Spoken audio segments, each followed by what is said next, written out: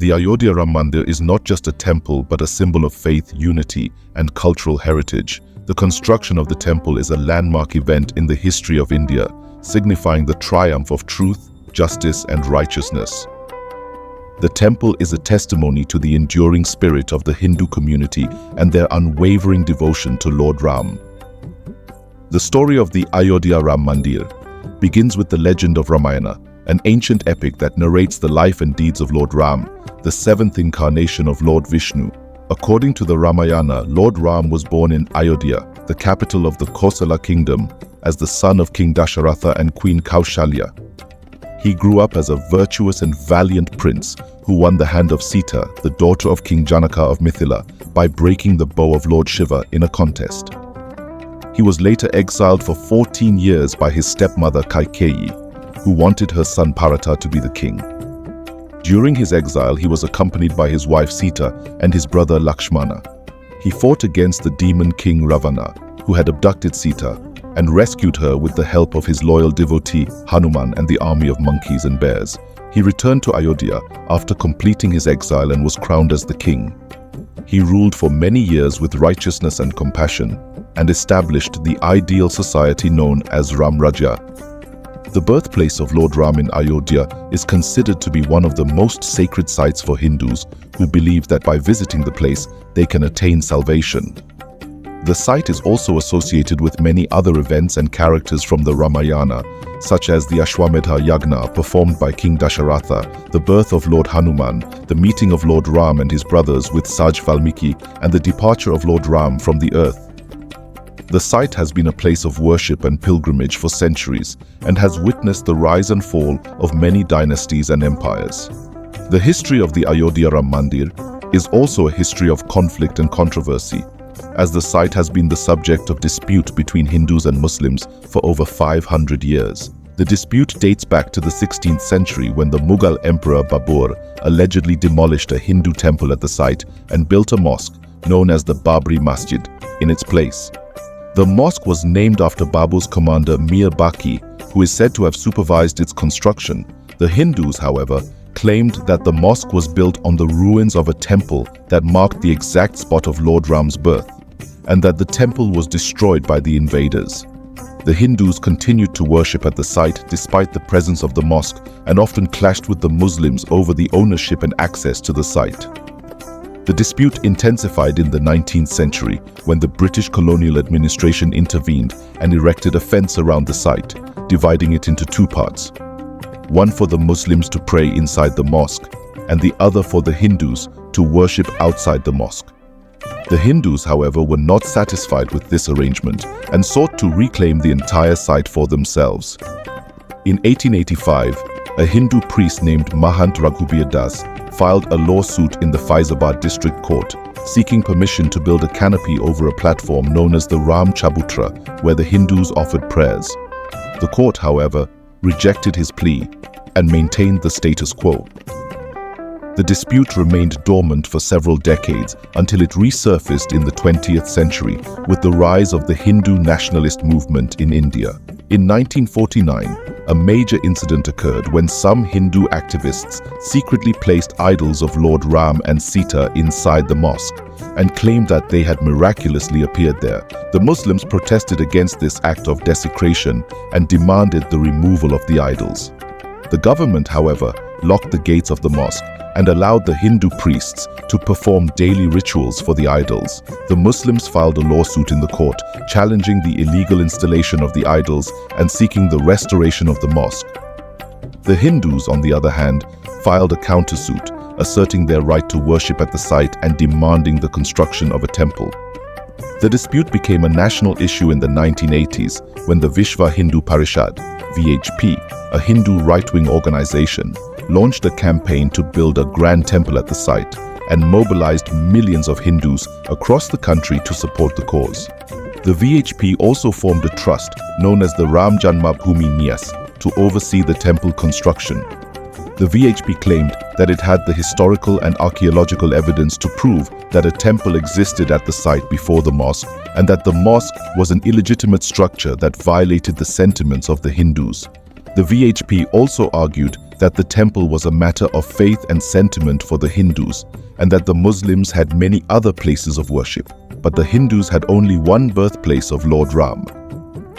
The dispute took a violent turn in 1990 when the Bharatiya Janata Party, BJP, a political party with close ties to the VHP, organized a Rath Yatra, or a chariot procession led by its leader L.K. Advani, to rally support for the temple.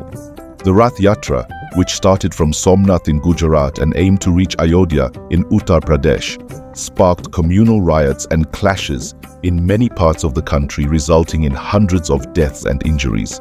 The Rath Yatra was stopped by the Bihar government and Advani was arrested. The Uttar Pradesh government, however, allowed the VHP and its supporters to gather in Ayodhya and attempted to perform a symbolic foundation-laying ceremony for the temple. The central government, led by Prime Minister V.P. Singh, tried to stop the ceremony and deployed paramilitary forces to protect the mosque.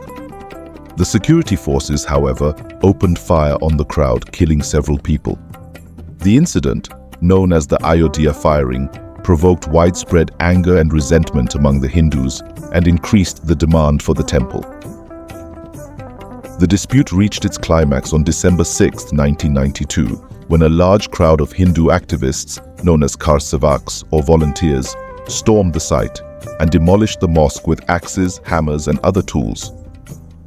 The demolition of the mosque, which was broadcast live on television, triggered a wave of communal violence across the country and even in neighboring countries like Bangladesh and Pakistan. More than 2,000 people were killed in the riots and thousands more were injured and displaced. The demolition of the mosque also had political repercussions, as the central government, led by Prime Minister P.V. Narasimha Rao, dismissed the Uttar Pradesh government and imposed president's rule in the state. The government also banned the VHP, the RSS, and other Hindu organizations, and arrested several leaders of the BJP, including Advani, for their role in the demolition. The dispute entered a legal phase, as several lawsuits were filed in the courts, challenging the demolition of the mosque and seeking the resolution of the title dispute. The Allahabad High Court, which had been hearing the case since 1950, pronounced its verdict on September 30, 2010. The court divided the disputed site into three parts and allotted one part to the ram-lalla, or the infant Ram represented by the VHP, one part to the Sunni Central Waqf Board, a Muslim body, and one part to the Nirmohi Akhara, a Hindu sect.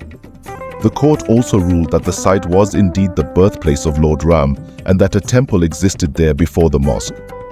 The court, however, asked all the parties to maintain status quo and appealed to them to accept the verdict in the spirit of peace and harmony. The verdict, however, was not accepted by any of the parties, and they all filed appeals in the Supreme Court of India, challenging the High Court's judgment. The Supreme Court, which began hearing the case in 2018, delivered its final verdict on November 9, 2019. The court, in a unanimous decision, overturned the High Court's verdict and awarded the entire disputed site to the Hindus and directed the government to form a trust to oversee the construction of the temple. The court also ordered the government to allot a 5-acre plot of land to the Muslims at a prominent location in Ayodhya to build a mosque. The court based its judgment on the historical and archaeological evidence, as well as the balance of equity and justice. The verdict of the Supreme Court was welcomed by most of the parties and was hailed as a historic and landmark judgment that paved the way for the reconciliation and harmony between the two communities. The government, in accordance with the court's order, formed a trust named as the Shri Ram Janmabhoomi Tirth Kshetra to oversee the construction of the temple. The trust, headed by Mahant Nritya Gopal Das, a Hindu priest, appointed Larsen & Toubro, a reputed engineering and construction firm, to execute the project. The trust also allocated a 5-acre plot of land in Danipur, a village in Ayodhya, to the Sunni Central Waqf Board to build a mosque along with a hospital, a library, and a community kitchen. The construction of the Ayodhya Ram Mandir began on August 5, 2020, with a grand and historic ceremony known as the Bhumi Pujan, or the groundbreaking ceremony. The ceremony was attended by Prime Minister Narendra Modi, who laid the foundation stone of the temple and performed the rituals and prayers, along with other dignitaries and religious leaders. The ceremony was also witnessed by millions of people across the country and the world who watched it live on television and online platforms. The ceremony was celebrated as a momentous and auspicious occasion, which marked the fulfillment of a 500-year-old dream of the Hindu community and the end of a long and bitter dispute over the site. The inauguration of the Ram Temple in Ayodhya will be held on January 22, 2024, which is a significant and symbolic date for the Hindus. According to the Hindu calendar, January 22nd is the day of Basant Panchami, or the 5th day of the spring season, which is considered to be a festival of new beginnings, joy, and prosperity. It is also the day of Saraswati Puja, or the worship of Goddess Saraswati, the deity of learning, wisdom, and arts. Moreover, January 22nd is also the day of Mrigashira Nakshatra, or the lunar mansion of the deer's head, which is believed to be the birth star of Lord Ram. The inauguration of the temple on this date is expected to bring blessings and happiness to the devotees and the nation.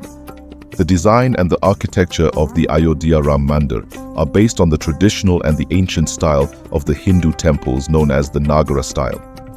The temple will have a height of 161 feet, a length of 270 feet, and a width of 140 feet. The temple will have 3 floors and 5 domes, with the main dome being the tallest and the largest. The temple will have a sanctum sanctorum, where the idols of Lord Ram and Sita will be installed, and the new idol of ram-lalla, made of black stone and depicts the deity as a 5-year-old child, was installed on a pedestal inside the sanctum sanctorum of Ram Temple in Ayodhya amidst the chanting of prayers on Thursday afternoon.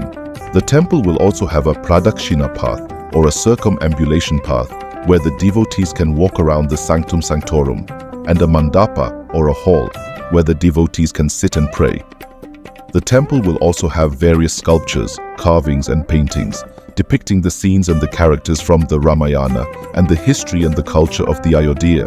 The Ram Temple in Ayodhya, Uttar Pradesh, is being built at an estimated cost of 1800 crore.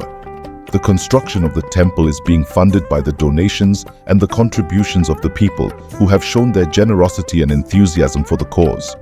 The construction of the temple is also being supported by the efforts and the services of the volunteers who have offered their time and skills for the project.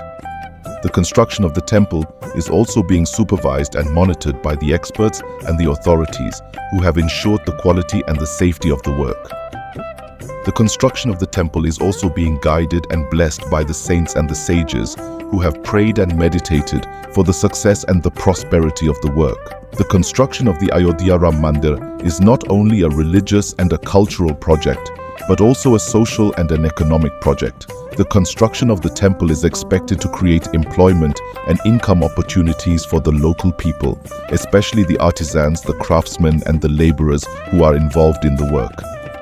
The construction of the temple is also expected to boost the tourism and the development of the region, as the temple will attract millions of visitors and pilgrims from across the country and the world.